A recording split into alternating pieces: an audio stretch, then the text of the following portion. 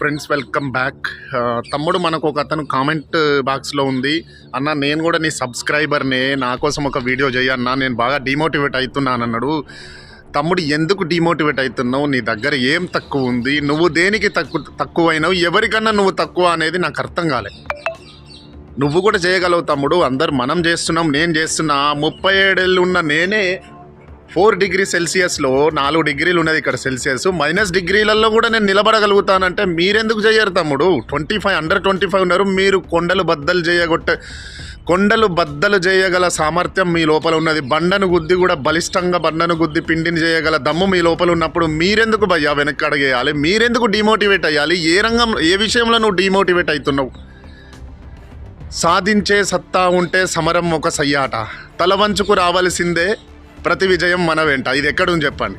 నేను మన గ్రూప్లో షేర్ చేసిన, అది లిరికల్, అదేంటి సాంగ్, అది ఏం సాంగ్ అంటే, నేను అందుకే టైటిల్ సాంగ్స్ చూడండి తమ్ముళ్ళు అని చెప్తా.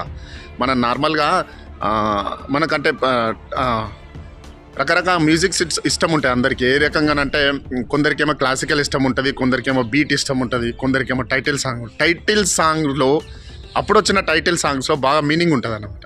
ఇప్పుడు లేదు, ఇప్పుడు అట్లాంటివి రావట్లేదు. కానీ ప్రతి ఒక్క సినిమాకి ఒక టైటిల్ సాంగ్ పెట్టేటోళ్ళు. అప్పుడు అట్లా రైటర్లు అట్లా రాసేవాళ్ళు కూడా.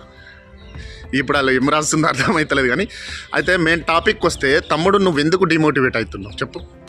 ఆనాడు చిన్న పిల్లోడు సచిన్ తెండూల్కర్, ఈ స్టోరీ మీరు విని ఉంటారు. 16 ఏళ్ళ చిన్న పిల్లోడు సచిన్ తెండూల్కర్ వకార్ యూనిస్ వేసిన బాల్ ముక్కుదలి కింద పడి రక్తం మడుగులో పడి ఉంటే, అక్కడ ఉన్న వాళ్ళు సెకండ్ ఎండ్లో ఉన్న బ్యాట్స్మెన్ కానీ అక్కడున్న ఎంపైర్స్ కానీ, నువ్వు ఆడలేవు, రక్తం గారుతూ ఉంటే పోరాడు చచ్చిపోయిన రా అనుకున్నారు అప్పుడు అందరూ ఎంపైర్లు వాళ్ళు వచ్చి, నువ్వు ఆడద్దు, డాక్టర్ వచ్చి అతను ఫిజిషియన్ వచ్చి ఏమన్నాడంటే, నువ్వు ఆడద్దు, వెనక్కి పోదాంపా అంటే, సచిన్ తెండూల్కర్ ఏమన్నాడంటే, నో, ఐ విల్ ప్లే అన్నాడు. ఆ రోజు చితకబాది చుక్కలు చూపెట్టి నెక్స్ట్ బాలే 6 కొట్టిండు.